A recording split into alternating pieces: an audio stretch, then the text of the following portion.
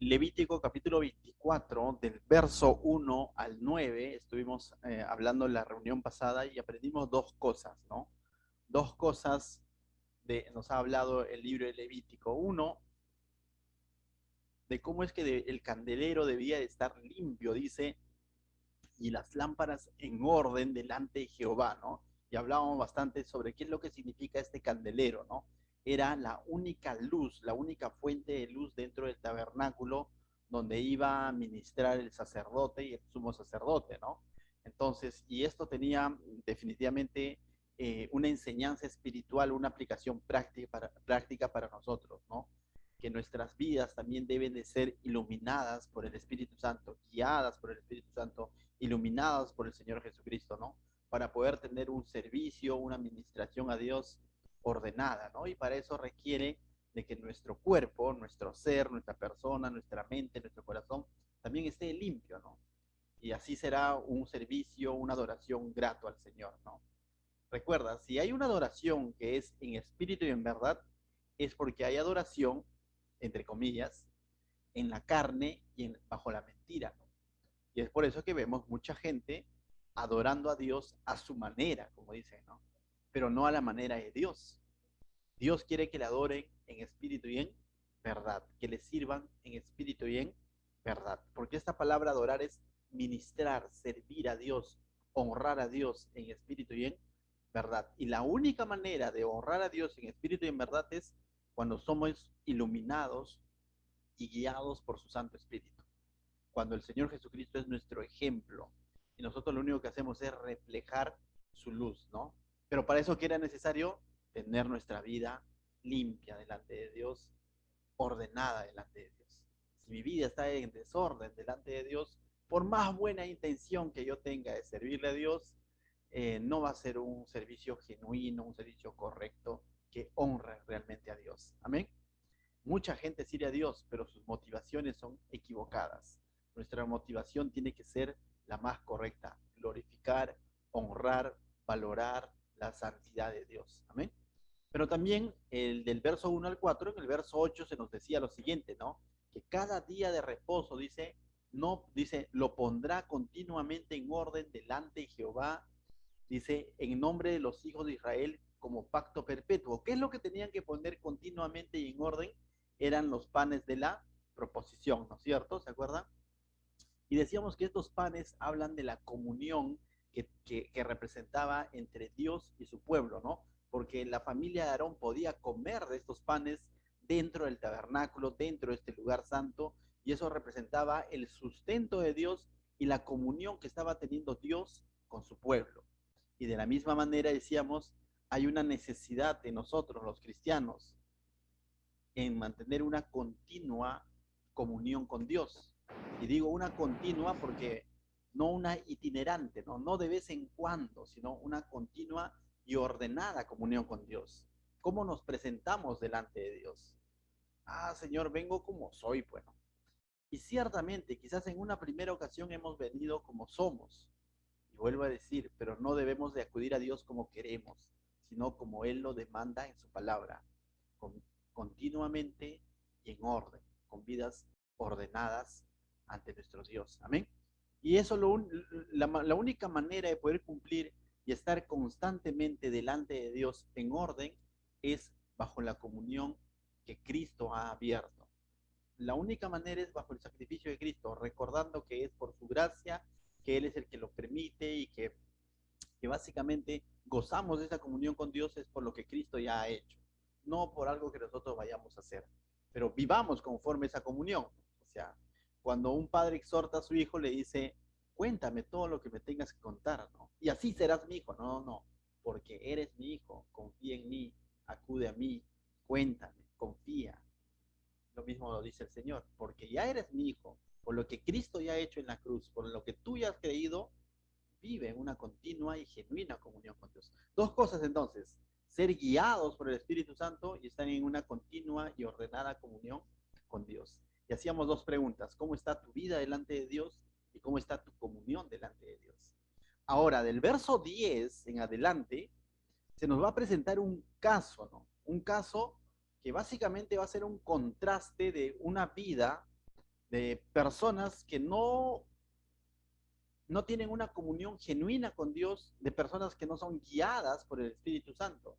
Y tú dices, y pareciera a simple vista, y como que este caso no tiene nada que ver con lo que venía hablando, ¿no? Ha hablado de los panes de la proposición, ha hablado del candelero, y ahora va a presentar un caso de blasfemia. Mira lo que dice, vamos a leerlo juntos, ¿sí? Pero vamos a ver que tiene mucho que ver con lo que hemos visto, pero como un mal ejemplo. Mira lo que dice el verso 10 entonces. En aquel tiempo, el hijo de una mujer israelita, el cual era hijo de un egipcio, total, y tú dices, total, ¿era hijo del israelita o del egipcio? La respuesta es que era hijo de ambos, ¿no? Entonces, ¿qué significa esto? Que esta mujer israelita estuvo en una relación de yugo desigual, ¿no? No con alguien del pueblo de Dios, sino ha tenido una relación con un egipcio cuando estaba en Egipto, ¿no? Y como producto de esta relación ha nacido este hijo que ahora le va a ocasionar problemas, que ahora va a estar en dificultades. Entonces dice, salió de entre los hijos de Israel, mira, dice, el cual era hijo de un egipcio, salió de entre los hijos de Israel y el hijo del israelita y un hombre de Israel riñeron, es decir, pelearon, ¿no? En el campamento. Y vemos claramente que el producto de esta relación no correcta, de esta relación entre una mujer israelita y un egipcio que tiene un significado espiritual hoy en día para nosotros, salió un hijo, y un hijo que se está metiendo en constantes problemas. Este hijo es el fruto de esa relación. Si tenemos que aplicarlo a nuestra vida, la Biblia constantemente habla en cuanto a la relación que debe tener el ser humano con el mundo. Dice que si somos amigos de Dios, por lo tanto debemos ser enemigos del mundo, no de las personas, sino de la práctica de las personas. Si decimos que el Señor es nuestro Señor, no podemos tener dos señores. O Pablo lo decía de una manera más explícita, decía, ¿qué comunión tiene Cristo con Belial? ¿Qué comunión tiene la luz con las nieblas? ¿Puede haber comunión en nuestras fuerzas, en nuestra manera de pensar? Sí, pero ¿sabes qué? Siempre el fruto no va a ser el más correcto. Siempre las consecuencias nos van a meter en problemas, ¿no? Entonces, eso es cuando una persona no deja guiar su vida conforme al espíritu, sino que se deja guiar por el corazón. Y esto tiene mucha aplicación también en el tema de relaciones de pareja, ¿no? ¿Me dejo entender? Cuando hablamos en relaciones de pareja, siempre se usa estos pasajes de Corintios donde dice, no os unáis a yugo desigual. Y durante este tiempo de pastor, de hermano, de cristianos que tenemos, ya muchos jóvenes de alguna manera nos han preguntado, ¿no?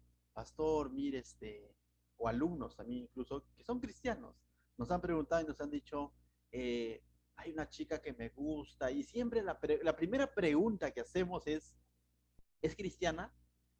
Y no, pero no es tan malo, ¿no? O sea, pero no, pero tiene ojos bonitos. No, pero está estudiando en la universidad. No, pero tiene un buen trabajo. Puede ser mil cosas. Puede ser hasta artista. Puede ser adinerado. Pero sabes, si es yugo desigual, esa relación va a terminar mal. Pablo lo dijo claramente. ¿Qué comunión tiene Cristo con Belial? ¿Qué comunión tiene la luz con las tinieblas? Pero muchas veces, aún entre los creyentes, se dejan llevar por el corazón y no por la guía del Espíritu Santo. Y dicen, yo lo voy a cambiar y no lo cambian. Y finalmente trae fatales consecuencias, ¿no? Pero esa elección muchas veces también refleja de que su comunión con Dios no fue de la mejor, porque debe de primar nuestra comunión con Dios. Y siempre debemos de hacernos la pregunta, el comenzar esta relación con tal o cual persona va a añadir, va a, como se quien dice, ¿no? Va a mejorar, me va a permitir afianzar más mi comunión con Dios, mi devoción a Dios, mi servicio a Dios, o me va a restar. En otras palabras, como dicen, ¿no? ¿Me suma o me resta? Es una de las preguntas que debemos de hacernos cuando entramos en una relación. Es una de las preguntas que yo me hice cuando de pronto entramos con Sofía en una relación de noviazgo, ¿no? Decía, Señor, esta señorita hermosa, guapa, me ayuda a servirte mucho mejor? ¿Es mi complemento para poder servirte? ¿O es que es piedra de tropiezo? Y viceversa, ¿no? Y viceversa. Y uno de los factores que vimos es de que los dos servíamos mucho mejor que individualmente, ¿no? Y hasta ahora puedo dar cuenta de eso, ¿no? Y puedo decir, ciertamente es mi ayuda idónea. Pero déjame decirte, nuevamente pusimos a Dios como el referente, ¿no? Como diciendo, Señor, ¿es o no es? No tanto está en lo que mande tu corazón. Recuerda que el corazón es engañoso, pero Dios no engaña. Dios es veraz y todo hombre es mentiroso. ¿Correcto? Hay muchas anécdotas, hay muchos testimonios de cristianos, siervos, que estuvieron sirviendo al Señor, pero que se dejaron llevar por el corazón, se dejaron llevar por los ojos y entraron en una relación que no convenía. Se unieron a ayuda desigual y finalmente esa relación no terminó bien. Entonces, mis hermanos, vemos aquí el producto de esta relación de esta mujer israelita y este egipcio. Ahora vamos a ver las consecuencias. Nació un hijo. Este hijo riñó con otro hombre israelita. Y mira lo que sigue. Y dice, verso 11. Y el hijo de la mujer israelita, o sea, el medio egipcio y el medio israelita, este hijo, dice, ¿qué dice? Blasfemó el nombre y maldijo. Y cuando dice blasfemó el nombre, ustedes ven ahí nombre con N mayúscula, ¿no? Es porque se está refiriendo, blasfemó el nombre de Dios. Este hijo tenía influencia de parte de su mamá y hasta cierto punto tenía un respeto por Dios. Pero ni bien se vio en un pleito, envuelto en un pleito con otro que era del pueblo de Dios, no tuvo reparos para hacer uso de la influencia que traía de parte de su padre, en otras palabras, del mundo. ¿Y qué es lo que hizo? Blasfemó el nombre de Dios y maldijo. ¿Te das cuenta que no podemos servir a dos señores a la misma vez? O sirves a uno o sirves al otro. Lo dijo el Señor Jesucristo. La pregunta esta noche es, ¿quién es tu Señor? ¿Es el Señor Jesucristo o es el mundo? No podemos andar con un pie en el mundo y un pie en las cosas de Dios, porque tarde o temprano una dificultad, una situación crítica va a hacer que salga de nosotros lo que abunda en nosotros. ¿Acaso no hemos leído donde dice que de la abundancia del corazón habla la boca? Yo pregunto, ¿qué abundaba en el corazón de este hijo? Eso, porque esto no está saliendo de la nada, esto está saliendo acá a consecuencia de toda la información y la influencia que él tiene de parte de Egipto en su corazón. Está reaccionando y está blasfemando el nombre de Dios y está maldiciendo y maldijo, ¿no? Entonces, mis hermanos, cuando pasamos momentos de prueba, y este ejemplo quizás ya están cansados de escucharlo, te digo, ¿no? La palabra prueba significa ser sometidos bajo presión. Ustedes han visto cómo hacen el jugo de naranja que venden en verano, ahora que se va a poner un poco de moda, en verano, cómo hacen el jugo de naranja, lo pelan, luego lo llevan a una maquinita y lo que hacen es este, someterla bajo presión, ¿no? Y sale jugo de fresa, ¿no es cierto? No pasó como que jugo de fresa, sale jugo de naranja. Sale justamente la esencia de esta naranja, ¿no? Y qué tanto jugo y qué tan rico, qué tan dulce está, va a hablar de qué tan buena era esa naranja. Porque aparentemente puede estar naranja, puede estar grande, pero cuando lo sometes bajo presión, imagínate que salga 2 gotas de jugo, todo pura cáscara era. Definitivamente evidencia que no es de buena calidad. Ahora, cuando el cristiano, tú y yo, somos sometidos bajo presión, una situación difícil, en casa, en la familia, en la pareja, en el trabajo, la pregunta es, ¿qué sale de ti? ¿Terminas maldiciendo medio mundo o de pronto terminas glorificando a Dios? Ahí los que trabajan con martillo, Julio César, Alexander, ¿qué sale cuando de pronto te cortas el dedo con algún instrumento o te golpeas con un martillazo, ¿no? ¿Qué sale de ti? Quizás lo han notado en sus compañeros de trabajo que no son cristianos, ¿no? ¿Qué sale cuando una persona eso, su dedo termina siendo golpeado. Sale sapos y Ah, culebras, ¿no? Porque eso es lo que abunda en su corazón, porque eso es lo que está influenciando sobre su vida, porque eso es lo que refleja cómo está su comunión con Dios. Este joven, su comunión con Dios estaba nulo, nada, terminó blasfemando contra Dios. Días atrás les decía yo, ¿no? Que cuando pasamos un momento difícil en nuestra vida tenemos dos opciones. Primera opción, renegar de Dios. Segunda opción, aferrarte a Dios. Pero esto no se decide en ese momento. Cómo tú reaccionas en ese momento es cómo has estado llevando tu comunión con Dios. Créeme que si tu comunión con Dios ha sido así itinerante, créeme que si nos hemos estado guiando por el corazón y no por el Espíritu Santo, que ilumina nuestra vida, finalmente vamos a terminar renegando de Dios. Pero si nuestra comunión con Dios ha sido continua, ordenada, y hemos estado iluminados por su santa palabra, por el Espíritu Santo, créeme que tu reacción va a ser aferrarte a Dios y no blasfemar o hacer un mal uso de su santo nombre. Entonces, ¿se dan cuenta que esta historia tiene mucho que ver con lo que hemos hablado? Tiene mucho que ver, aunque pareciera que no, ¿no es cierto? Entonces, mis hermanos, recordemos, ¿no? Recuerda que el Espíritu Santo es el que nos va a recordar, dice, lo que debemos de hablar incluso, ¿no? En momentos difíciles. El Espíritu Santo es el que nos guía a toda verdad. Y nosotros debemos depender del Espíritu Santo. Entonces, la pregunta es, ¿de qué estamos alimentando nuestro corazón? Hace un momento, antes de que comience nuestra reunión, Julio César hablaba y compartía de la importancia de la palabra de Dios, ¿no? Que no solamente es leerla, saberla, sino que es obedecerla, ¿no? Es atesorarla. Entonces, ¿de qué estamos alimentando nuestro corazón? De la abundancia del corazón habla la boca. Y este joven terminó blasfemando el nombre de Dios y maldiciendo todavía el nombre de Dios. El Salmos 19 es un hermoso salmo, por cierto. Es un salmos que va a ser un tributo a la palabra de Dios. Pero el verso 14 dice algo muy interesante. Dice, sean gratos dice, los dichos de mi boca y la meditación de mi corazón delante de ti.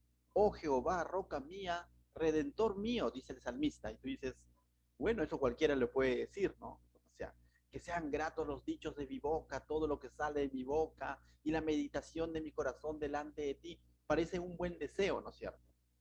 Pero para entender por qué el salmista dice eso, léelo luego en casa del verso 1 al 13. Vas a ver cómo es que el Salmo nos habla sobre la eficacia de la palabra de Dios, de la importancia que tiene la palabra de Dios. Solo cuando yo conozco la importancia y la eficacia que tiene la palabra de Dios y la atesoro y la vivo, podré decir, sean gratos los dichos de mi boca, porque sé que lo que abunda dentro de mí es la palabra de Dios.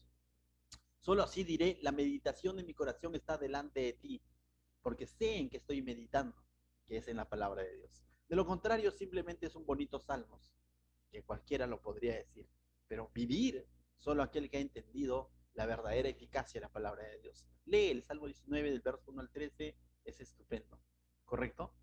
Verso 12, volviendo al Levítico, continúa la historia. ¿Qué sucedió con este hombre? Mira, ah, dice el verso 11, ¿no? Y el hijo de la mujer israelita blasfemó el nombre y maldijo. Entonces lo llevaron a Moisés, y ahora Moisés va a tener que juzgar, ¿no? Y su madre se llamaba Selomit, hija de Dibri de la tribu de Dan. Ciertamente esta mujer era israelita, pero también, ciertamente la tenían identificada, pero también había estado en una relación con un egipcio, ¿no? Verso 12 dice, y lo pusieron en la cárcel hasta que les fuese declarado por palabra de Jehová. Y esto es interesante, ¿no? Porque para este entonces, para este evento, Moisés ya ha recibido las instrucciones de parte de Dios en los 10 mandamientos. Después de los 10 mandamientos hemos visto otras leyes más también en el Éxodo. Y ya Moisés sabe cómo, de alguna manera, juzgar bajo los mandamientos que Dios ha dado a su pueblo, ¿no? Cuando debían, cuando eran esclavos, cuando abusaban de una mujer, cuando mataban un animal, todas esas cosas Dios ya le ha instruido. Pero hace algo interesante con este hombre, dice, y lo pusieron en la cárcel hasta que les fuese declarado la palabra de Jehová. Acá había un vacío legal, entre comillas. Somos decir, ¿qué es eso, pastor? Que había un vacío legal. Que ciertamente todo lo que Dios le había dicho a Moisés, le había dicho, si alguien de mi pueblo. Pero aquí este hombre, no podemos, ¿cómo catalogarlo, no? ¿Era del pueblo o no era del pueblo? ¿Qué dices, no? Porque era hijo de un israelita, pero era hijo de un egipcio, ¿no? Pero vemos a Moisés no actuando en su propia corazonada, sino también vemos al mismo tiempo que Moisés actuó con sabiduría, porque dice que lo colocó en la cárcel hasta que le fuese declarado por palabra de Jehová, hasta que Dios le pueda decir qué es lo que tiene que hacer, ¿no? Porque no tenía la respuesta puntual ahí. Si hubiese sido uno del pueblo, él tenía la respuesta puntual. Muchas veces nosotros también vamos a entrar en situaciones como esas, donde tú vas a la Biblia y no es que diga explícitamente, ¿no? Pensamos que la Biblia te va a decir de una manera explícita y de pronto tú vas a la Biblia y no encuentras. Hay situaciones en las que tú dices, ¿y ahora qué hago en esta situación? ¿Y sabes qué es lo que debemos de hacer? Orar a Dios, pedir sabiduría, como dice Santiago, el que esté de falto de sabiduría, pídale a Dios y Él se lo va a dar, ¿no es cierto? Y lógicamente nos va a mostrar en su palabra principios claros. ¿Por qué? Porque nosotros somos limitados, no todo lo tenemos aquí en la mente, ¿no? A veces quisiéramos tenerlo todo en la mente, ¿no? De pronto dices, ya, y si mi esposa no cocina, ¿qué hago? ¿No? Tú vas a la Biblia y dice, y haz tal cosa, ¿no? Y cosas como esas, ¿no? Y si de pronto, y si mi esposo llega tarde, ¿qué hago? Y cosas como esas que quizás uno quisiera y te ahorrarías la vida, ¿no? Porque todo está escrito ahí. Y no es así, Dios no es así. ¿Sabes por qué? Porque si fuese así, ya no acudiríamos en oración a Dios. Si toda la respuesta estuviese así que clarísima, no acudiríamos a Dios a pedir sabiduría.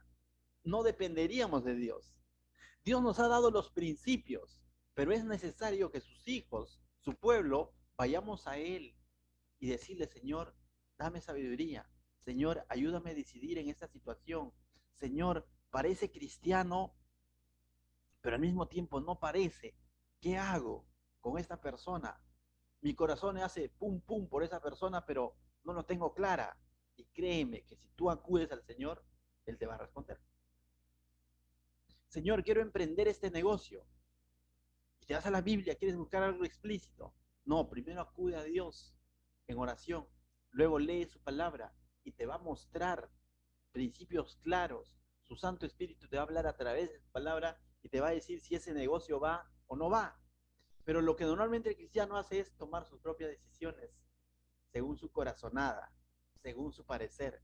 Aquí no vemos a Moisés de pronto aplicando su experiencia porque tiene algo que no está claro. Y dice, lo coloca a este hombre en la cárcel hasta que le fuese declarado por palabra de Jehová, hasta que Dios le diga qué hacer. Y durante ese tiempo, ¿qué es lo que tenía que hacer Moisés? Acudir a Dios, esperar en Dios. Pero muchas veces nos apresuramos a tomar decisiones a la ligera y luego consultamos a Dios. Imaginemos que Moisés de pronto dice, ¿saben qué? Ese hombre es egipcio, mejor suéltenlo porque nuestras leyes no aplican. Mal. ¿O qué tal si Moisés dice, ¿saben qué? Ese hombre es egipcio y encima está en pleito con otro hombre de Israel, quémenlo. Y si Dios no decía eso es actuar a la ligera, ¿no? Entonces, veamos el verso 13 y vemos cómo es que Dios responde. Vemos entonces el verso 13 en adelante, vemos la respuesta de Dios. Dice, y Jehová habló a Moisés diciendo, ¿te das cuenta que Dios responde? Le respondió, ¿no? Moisés no sabía qué hacer y ahora Dios, Moisés está esperando, colocando a este hombre en la cárcel y está esperando. Cuando a veces vienen personas y nos piden consejo, o quizás te han pedido consejo, recuerda, el pastor o el hermano o el consejero no siempre tiene la respuesta para todo. Hay cosas que son puntuales, como que vuelvo a repetir, ¿no? Dices, pastor, me fui a una fiesta, estuve tomando, es pecado, punto. O sea, no hay más que hablar, ¿no? O sea, pecaste, pues, ¿no? O sea, pastor, estoy en una relación con una persona que no es creyente, bueno, es igual, la Biblia está clara. Pero hay preguntas donde nosotros no tenemos la respuesta. ¿Y cuál es nuestra respuesta? Ora, hermano, ora, ora a Dios. Si yo no sé la respuesta, Dios te va a responder. Y ahí ya lo dejamos en la medida que esa persona ore a Dios, ¿no? Y algo así sucedió con Moisés, ¿no? Finalmente Dios respondió y mira lo que hace, dice verso 13. Y Jehová habló a Moisés diciendo, saca al blasfemo, había blasfemado, ¿no? ¿El nombre de quién? De Dios, fuera del campamento. Y todos los que le oyeron pongan sus manos sobre la cabeza de él y apedréenlo toda la congregación. Y más de uno quizás dice, no, qué drástico que es Dios. Probablemente algunos se atreven a decir eso. Pero el que se atreve a decir eso es porque no ha entendido la santidad de Dios. No ha entendido el valor, la honra que requiere el nombre de Dios. Dios lo primero que está diciendo es identifiquen al blasfemo, porque está diciendo sáquenlo y pongan sus manos sobre la cabeza de él. Es decir, esta sanción que se va a dar no es algo tan a la ligera y no debe pasar desapercibido, sino que dice, primero, saquen al blasfemo, es decir, identifíquenlo y pongan sus manos sobre la cabeza de él. Que se sepa claramente que él ha blasfemado, ¿no? Que el pueblo sepa claramente que este hombre ha cometido un pecado de blasfemia. Verso 2 dice, no, verso 2 dice, y en segundo lugar, ¿qué más dice? Eh, dice, pónganla, dice, no, dice, y todos los que le oyeron, ¿quiénes son los que le oyeron? Son los testigos presenciales, ¿no? Los que han estado en el momento en que esta persona cometió el pecado. No son personas que han venido de Yapa, no son falsos testigos, ¿no? Son personas que lo han oído. Y ellos eran los llamados, o los primeros llamados a, a ejercer prácticamente el castigo o el arrojar la primera piedra. Ellos eran los primeros llamados. En Deuteronomio lo dice más claro, Deuteronomio capítulo 17, verso 7 dice, la mano de los testigos caerá primero sobre él para matarlo, y después la mano de todo el pueblo, así quitará el mal de en medio de ti. O sea, la manera de ejecutar es que los primeros testigos presenciales son los primeros que tiraban la primera piedra. Quizás esto te recuerda un poco a los tiempos de Jesús, ¿te acuerdas? Cuando le traen a la mujer adúltera, le traen diciéndole, lo hemos encontrado en el acto mismo de pecado, ¿no es cierto? ¿Sí? Y Jesús da la vuelta a este hecho, ¿no? Ciertamente ellos son los primeros testigos, ellos son los que han evidenciado o han encontrado a la mujer con las manos en la masa, pero de pronto Jesús escribe en tierra y nadie sabe hasta hoy en día qué es lo que escribió, pero Jesús dijo claramente, ¿no? El que esté libre de pecado tire la primera piedra. Jesús no está negando el pecado de la mujer adúltera, por cierto, está diciendo, cierto, tiene razón, bien, ¿no? Ha pecado, lo han encontrado en el acto mismo, pero le está diciendo, ustedes están libres de pecado, y Jesús está pesando el corazón de estas personas, y si estas personas habían encontrado en el acto mismo a esta mujer, estas personas estaban cometiendo un grave error, porque no habían traído a la pareja con quien había estado adulterando esta mujer. Y esto ya los hacía cómplices del pecado del otro. Y podríamos pensar más allá, ¿no? ¿Por qué apañan el pecado del otro? Porque en ellos también había pecado, pues, ¿no es cierto? Pero como era su camarada, no, tú no, no, solamente la mujer. Entonces Jesús le dice, el que esté libre de pecado tire la primera piedra. Pero estas personas que se fueron dejando las piedras eran también testigos oculares, como en este caso, ¿correcto? Porque así la ley lo mandaba. Pero volviendo a nuestra historia, ¿no? Eh, entonces Jesús dice que los primeros que tienen que ejecutar son ellos, ¿no? Y después dice, y apedréelo toda la congregación, tal como dice Deuteronomio, ¿no? Después ponga en mano, dice, todo el pueblo, ¿no? Entonces, verso 15 dice, y a los hijos de Israel hablarás diciendo, cualquiera que maldijere a su Dios, es decir, a Dios, llevará su iniquidad. Entonces, y ahora lo que le está diciendo también a su propio pueblo, ¿no? Les está advirtiendo. Dice, y a los hijos de Israel le está advirtiendo a su propio pueblo, ¿no? Si ustedes también maldijeren a Dios, entonces esto nos da la evidencia que este hombre había maldecido no a su oponente, sino había maldecido a Dios mismo, ¿no? Entonces lo que le está diciendo dice, llevará su iniquidad, lo que le está diciendo que va a pagar las consecuencias de su pecado. Entonces Dios lo está haciendo esto algo personal. Sea israelita o sea medio egipcio o medio israelita, los está poniendo bajo la misma ley, ¿no? O sea, Tanto al judío como al extranjero lo está poniendo bajo la misma ley en cuanto a la blasfemia o el maldecir su nombre, ¿no? Entonces, verso 16 dice, y el que blasfemare el nombre de Jehová ha de ser muerto. Más claro que el agua no puede estar, ¿no? Toda la congregación lo apedreará, y así el extranjero como el natural, como el israelita, si blasfemare el nombre, que muera. Y nuevamente podríamos decir, qué exagerado que es Dios. Pero no está siendo exagerado. Recuerda, su nombre, el pueblo de Israel tenía que entender algo, y nosotros también debemos entender hoy algo, aunque estamos bajo la gracia, debemos entender algo. Que Dios es santo, santo, santo. O sea, que el nombre de Dios es digno de toda honra. Y que el hombre, sea su pueblo, sea egipcio, está plagado de pecado.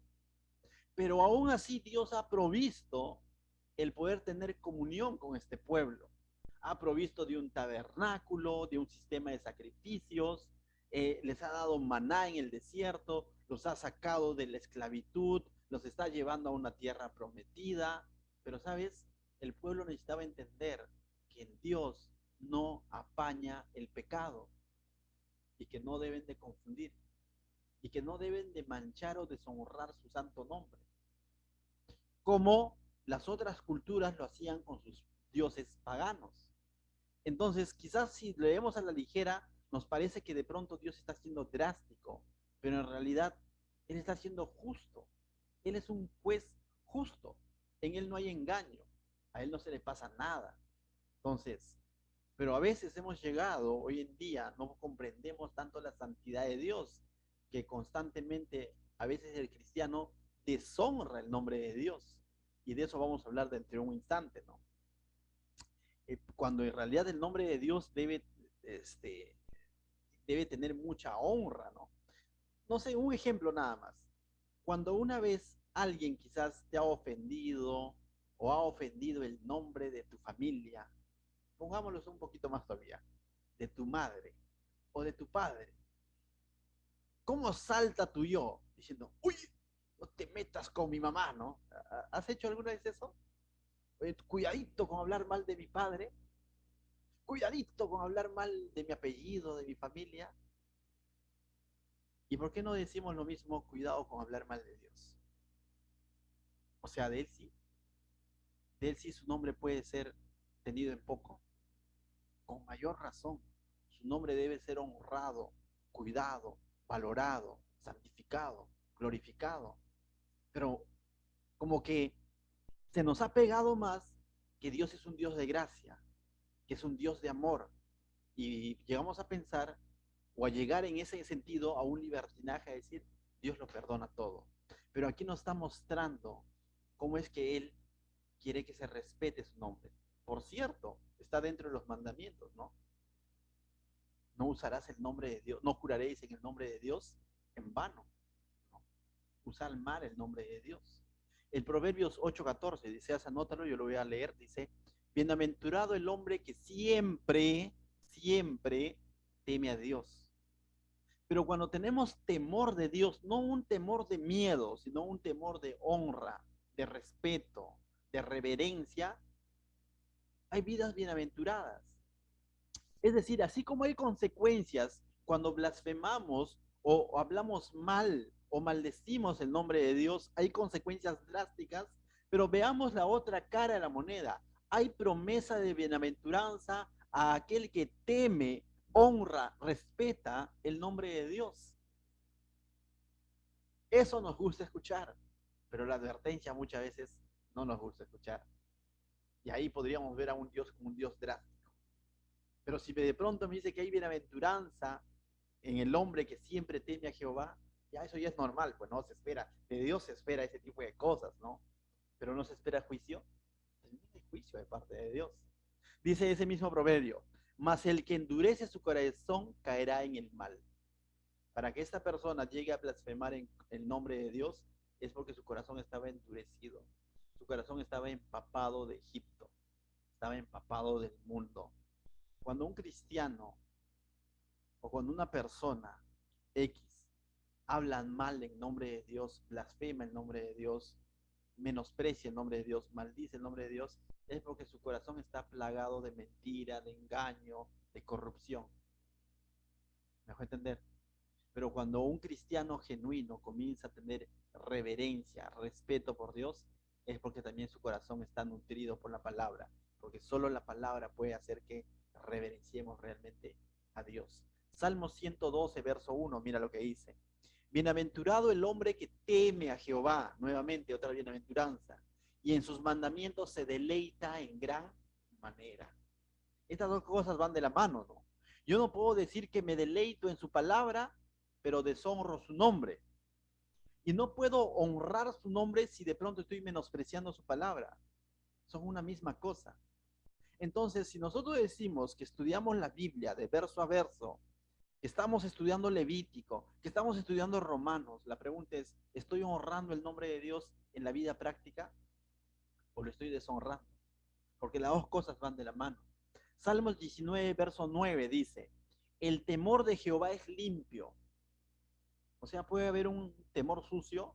Sí, hay un temor sucio. El tener miedo de otras cosas y por miedo, ese miedo que nos aterra. Hago porque tengo miedo, que me castigue. Pero el temor a Dios, el respeto a Dios es limpio, que permanece para siempre. Dice, los juicios de Jehová son verdad, todos son justos. Salmos 19, verso 9. Entonces Dios no está siendo injusto con este hombre. Dios está siendo justo. Ya les había hablado del valor que tiene su nombre. Ya les había mostrado de diversas maneras cuán misericordioso es Él. ¿Se acuerdan a Moisés en el monte y viendo la espalda de Dios prácticamente?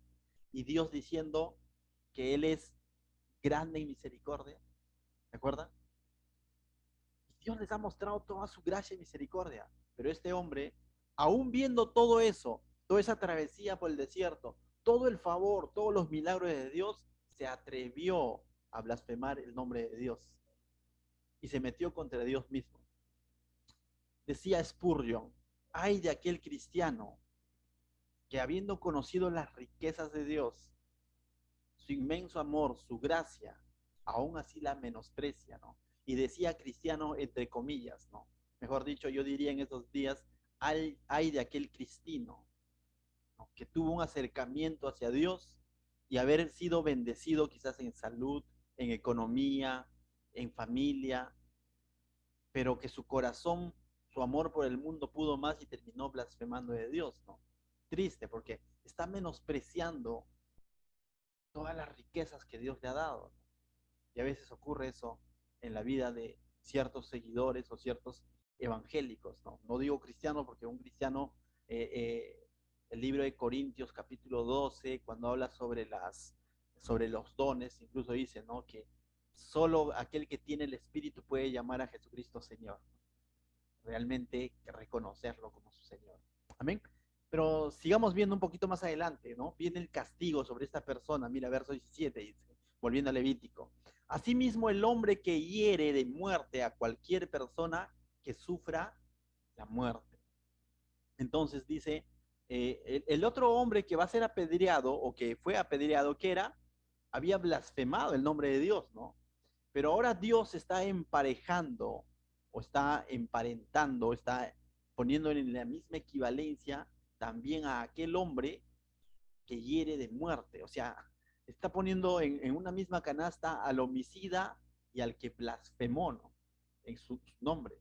Porque también dice el homicida, cualquier hombre que hiere de muerte a cualquier persona que sufra de muerte, al igual que el anterior, ¿no? Así de grave es, ¿no? Y a veces decimos, uy, no, yo no he matado a nadie, pero sí he deshonrado el nombre de Dios muchas veces. Estoy en la misma canasta, estoy en la misma canasta. La paga del pecado es muerte, ¿no es cierto? Pero no te asustes, porque para nosotros se ha provisto de alguien, de Jesucristo, más la dádiva de Dios es vida eterna en Cristo Jesús, Señor nuestro. Pero no para seguir blasfemando como quizás antes blasfemábamos, no para seguir matando con nuestros labios como quizás antes matábamos o hablábamos más de alguien. Ahora, en Cristo, tenemos que también erradicar estos actos de nuestra vida. El deshonrar el nombre de Dios, el matar con nuestros labios a nuestro prójimo. Porque el Señor Jesucristo lo llevó a esta altura, ¿no? Matar no solamente es el que agarra un puñal y mata, sino con nuestros labios ya podemos estar matando. Más adelante vamos a leer Mateo cuando Jesús dice eso. Verso 18 dice, el que hiere a algún animal ha de restituir al animal por el animal. Y el que causare lesión en su prójimo, según hizo, así sea hecho. Dice. Rotura por rotura, ojo por ojo, diente por diente, según la lesión que haya hecho al otro. Tal sea, dice, tal se hará a él. El que hiere algún animal ha de restituirlo, mas el que hiere de muerte a un hombre, que muera. Un mismo estatuto tendréis para el extranjero como para el natural, porque yo soy Jehová vuestro Dios. Cada vez que tú ves esa frase, porque yo soy Jehová vuestro Dios, es como decir firma Dios. No lo está diciendo Moisés, esto lo está diciendo ¿quién? Dios. Y esta ley hoy en día lo conocen algunos como la ley del talión, ¿no? O todo lo que siembras cosechas, o el ojo por ojo, diente por diente, básicamente viene a ser eso, ¿no? Pero básicamente esta ley que Dios está dando no tanto es para que de pronto incentivar la venganza, sino lo que Dios está buscando es de que todo delito, todo daño, tiene que ser restituido. Ya hemos visto eso en Éxodo, que las leyes de Dios eran la ley de la restitución, no como hoy en día, ¿no? Robo un celular y paso medianoche en la carceleta y al día siguiente me quedo con el celular.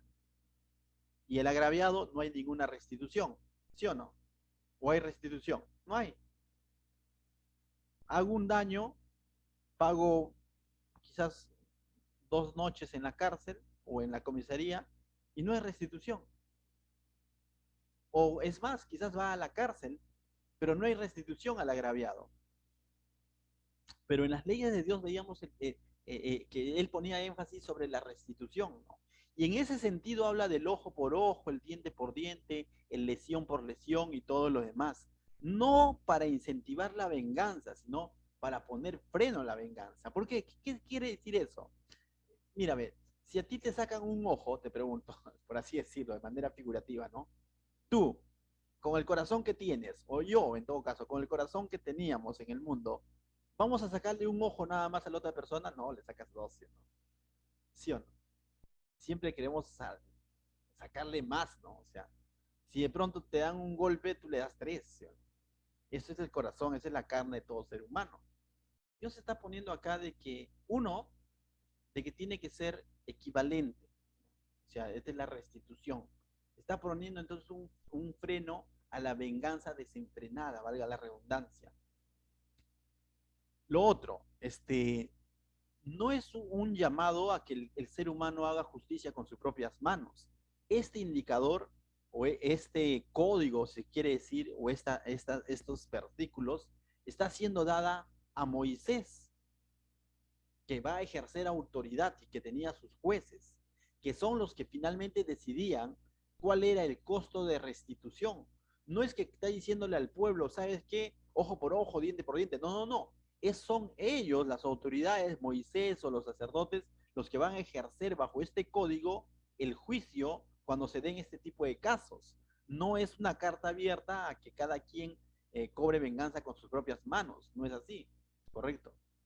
Entonces, Dios está, lo otro que debemos recordar cuando dice el hombre que ha matado, que muera, es cuando era un asesinato con alevosía, también lo hemos visto en el libro de Éxodo, ya que si era una muerte accidental, o sea, de alguna manera yo tuve que ver con la muerte de la persona, pero fue de modo accidental, fue por defensa personal, también podría haber sido, porque entró a robar a su casa de noche, cosas como esas. Para eso Dios se había provisto de una causal donde la persona era refugiada en un lugar, ¿se acuerdan? Hasta que se dicte un juicio más claro, ¿no? Hasta que haya más evidencia, ¿se acuerdan? Entonces no es que de pronto es, mató, ya lo matamos, no tanto es así, ¿no? Sino que debemos entender todo eso en su contexto, ¿correcto? Y lo otro, que también esto no es para prevenir el hecho de que de pronto así, que sirva como referencia para que nadie más mate, ¿no? No tanto es así, sino que esta pena de muerte que está poniendo es porque tiene que pagar el pecador, ¿no? Porque ha tocado una vida de un inocente, ¿no? Si es que era demostrado así, ¿correcto? Entonces, ahí vemos entonces esta ley de la restitución nuevamente, ¿no? Verso 23 dice, y habló Moisés a los hijos de Israel y ellos sacaron del campamento al blasfemo, ¿y qué dice? Y lo apedrearon. Y los hijos de Israel hicieron según Jehová había mandado a Moisés. Nuevamente pone el énfasis y dice que esto lo mandó Dios, como para que no haya dudas, ¿no? Como para que no se diga se excedieron, como para que no se diga ese Moisés qué malo que es, no. Y los hijos de Israel hicieron según Jehová había mandado a Moisés. Bien, hermanos, hemos visto entonces quizás un evento de alguna manera drástico, o quizás nos parece que Dios está siendo drástico, pero vuelvo a repetirte, Dios está siendo justo. Ahora, si Dios en el Antiguo Testamento fue así de recto con su pueblo, la pregunta es, ¿hoy en día seguirá siendo recto? ¿O es que Dios ha cambiado? ¿Qué hay de hoy en día? O sea, ¿qué aplicación nosotros le podemos encontrar a este pasaje? Primera aplicación, ¿cómo está mi responsabilidad en cuanto a honrar el nombre de Dios? Recuerda, hay dos maneras de deshonrar el nombre de Dios. Hay una manera explícita, donde abiertamente yo puedo decir palabras en contra o insultando a Dios, eso es una manera explícita, blasfemar. Pero hay otra manera de deshonrar el nombre de Dios, que es una manera implícita. ¿Cómo es una manera implícita? Te lo voy a poner en un ejemplo sencillo. No es que se va a cumplir, definitivamente. Voy a orar en chapitas para que no sea así. Pero imagínate, mi hijo Hakan crece, tiene 18 años y explícitamente me dice, ¿sabes, ¿sabes qué, papá? Tú ya estás viejo y me insulta, está deshonrando mi nombre, ¿no es cierto? ¿Sí? No va a ocurrir, por cierto, pero me imaginemos, ¿no? Otra manera es de que él, aquí en casa, aparente tener una vida correcta, pero cuando va con sus amigos, hace barbaridad y media. Y de pronto el padre de sus amigos dicen, pero ese no es el hijo del pastor. Entonces, ¿qué está haciendo este joven? Está deshonrando mi nombre, ¿no es cierto? Ahora veamos esa figura para con Dios. Abiertamente podemos quizás hablar mal el nombre de Dios. Sí, eso se llama blasfemia, explícitamente. Pero otra manera de deshonrar el nombre de Dios es cuando en la iglesia soy una persona y en mi trabajo, con mi familia, en la calle, soy otro. Pero digo que soy cristiano. Recuerda, somos embajadores de Cristo. ¿Y qué es un embajador? Es un enviado, es un representante. Pablo en su segunda carta de los Corintios 5:20 dice que así que somos embajadores en nombre de Cristo, como si Dios rogase por medio de nosotros, os rogamos en nombre de Cristo, reconciliados con Dios. Dios nos tiene en este mundo, todavía permite que estemos con salud, con vida en este mundo. ¿Sabes para qué? Para testificar de Él, para honrar su nombre, para hablar en nombre de Él, para rogar, para presentar el Evangelio a este mundo, no para deshonrar su nombre. Cuando nosotros hablamos ahora como cristianos, ya no hablamos de nosotros mismos, estamos hablando de parte de Dios. Ya no solamente quedamos mal nosotros, queda mal Dios mismo, queda mal su iglesia. Hay de aquel cristiano que cuando se aparta comienza a hacer cosas vergonzosas, porque está quedando mal él, está quedando mal la iglesia, está deshonrando el nombre de Dios. Porque recuerda, somos embajadores. Nuestra ciudadanía dice está en el reino de los cielos. Entonces, cuando nosotros hablamos, hablamos como que porque hemos sido enviados en el nombre de ese reino al cual pertenecemos. Un mal embajador, lo que él hace en otro país, yendo de parte de su nación, va a deshonrar a su nación. Cómo se comporta en el otro país va a deshonrar a su nación, a su país. Cómo nos comportamos puede deshonrar a nuestro Dios. La pregunta es, ¿cómo está mi comportamiento, ¿no?, con el Señor? ¿Cómo está mi comunión y mi vida práctica? Las personas cuando ven mi vida de pronto dicen, ciertamente esta persona Dios lo ha cambiado, ciertamente este es un cristiano, o de pronto las personas ven nuestra vida y nos dicen, ¿así es cristiano? ¿Así dice que va a la iglesia? Y implícitamente podemos estar deshonrando el nombre de Dios, porque finalmente hablan mal de Dios, no solamente de nosotros. Amén. Entonces, eso es en cuanto a la deshonra del nombre de Dios, ¿no?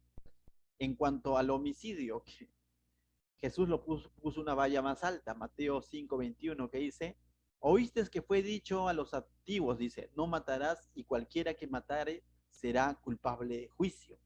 Pero yo os digo que cualquiera que se enoje contra su hermano será culpable de juicio. Y Jesús lo está diciendo, no lo está diciendo el pastor Anderson, lo está diciendo Jesús, que cualquiera que se enoje, dice, contra su hermano será culpable de juicio. Es interesante. Tú dices, pero pastor, es imposible no enojarnos, ¿no? ¿Quién no se ha enojado? Más de uno nos enojamos, ¿no es cierto? Pero hay otro pasaje que dice que no se ponga el sol sobre vuestro enojo. ¿Qué significa esto? Que podemos enojarnos en el momento, podemos airarnos en el momento, pero eso no se puede quedar como algo permanente en mi vida. No puede crear resentimiento permanente en mi vida. No puede llevarme a pecar, a pensar mal, a hablar mal, a ofender. En el momento podemos enojarnos, airarnos, pero no pequéis. ¿Me dejo entender? Entonces, eso ya no es parte, no debe ser parte de un cristiano, ¿no? No te sientas mal si en algún momento te has enojado, pero lo que estaría mal es que eso sea permanente en nuestra vida. Y Jesús está diciendo que eso es similar, ¿no? Simplemente el que se enoja con su hermano, dice, es culpable de juicio. Y continúa Jesús diciendo, mira, dice, y cualquiera que diga necio a su hermano, es decir, cuando este enojo lo lleva incluso a hablar mal de su hermano, dice, será culpable ante el concilio, y cualquiera que diga fatuo, significa tonto, torpe, quedará expuesto al infierno de fuego. Y Jesús fue así de claro, ¿no? Este es ofender al prójimo. Entonces, eso ya no debe ser parte de un cristiano. En el Éxodo veíamos cuando era un asesinato puntual, pero Jesús lo ha subido la valla. El simple hecho de pensar mal, enojarnos, desear el mal, insultar a nuestro hermano, está mal, dice. No debe ser, eso no representa a un hijo de Dios. Entonces, mis hermanos, pero tú dices, ¿y ahora qué hacemos? No, porque es complicado, porque muchas veces nos hemos enojado. Yo te decía que este tema tiene mucho que ver con lo que hemos aprendido del verso 1 al 9. ¿Qué hemos aprendido del verso 1 al 9? Hemos aprendido que nuestra vida tiene que estar siendo guiada por la luz de Cristo, es decir, por el Espíritu Santo. Que debemos estar continuamente alineados, limpios, para ser esos depósitos del Espíritu Santo. Hemos aprendido del verso 1 al 9 que nuestra comunión con Dios tiene que ser continua y ordenada. Estas dos cosas que hace el Espíritu Santo o que hace Jesucristo en la vida del creyente, justamente van a ser el soporte. ¿Para qué? Para no blasfemar el nombre de Dios y para no ofender al prójimo. ¿Por qué? Porque si yo estoy siendo guiado por el Espíritu Santo, si yo estoy en una comunión continua con el Señor, va a ser bien difícil que blasfeme el nombre de Dios y que ofenda a mi hermano. Pero cuando de pronto termino blasfemando, deshonrando el nombre de Dios, es porque he descuidado mi comunión con Dios. O es porque simplemente no me he dejado guiar por el Espíritu Santo, sino por mi corazón, por mi ira. ¿Me dejo entender? Entonces tiene mucho que ver. Cuando las cosas se dan es porque ha habido una causa, hay un origen. Cuando hay pleitos a veces en la familia, en el matrimonio, una de las cosas que yo pregunto es cómo va tu comunión con Dios. Y la comunión con Dios involucra oración, palabra de Dios. Porque eso es la raíz. Si eso ha sido descuidada, todo lo demás es simplemente consecuencia. Amén. ¿Qué tal si oramos allí en nuestros lugares? Padre, te doy gracias, Señor, esta noche, Señor. Gracias porque nos muestras, Señor, nuevamente a través de tu palabra, cuán importante es ser guiados por tu Santo Espíritu, Señor. Cuán importante es tener una comunión continua contigo, Señor. Vivir en esa comunión continua al cual tú ya nos has invitado, Señor. Cuán importante es tener tu palabra, Señor, abundando en nuestro corazón, Señor. Cuán importante es dejarnos guiar por tu Espíritu Santo que nos lleva a tu palabra, Señor, que hace uso de tu palabra, Señor. Cuán importante es comer de tu carne, comer de tu palabra, Señor, día a día, para no caer en estos pecados de deshonrar tu nombre o de ofender al prójimo, Señor. Ayúdanos, Señor, a seguir viviendo consagrados a ti, Señor. Y bendice a cada uno de mis hermanos, Señor, para que cada día, Señor, afiance su comunión contigo, para que cada día, Señor, sea guiado por tu Santo Espíritu. En el nombre de Jesús, amén. Gracias, hermanos. Les dejo con Keila.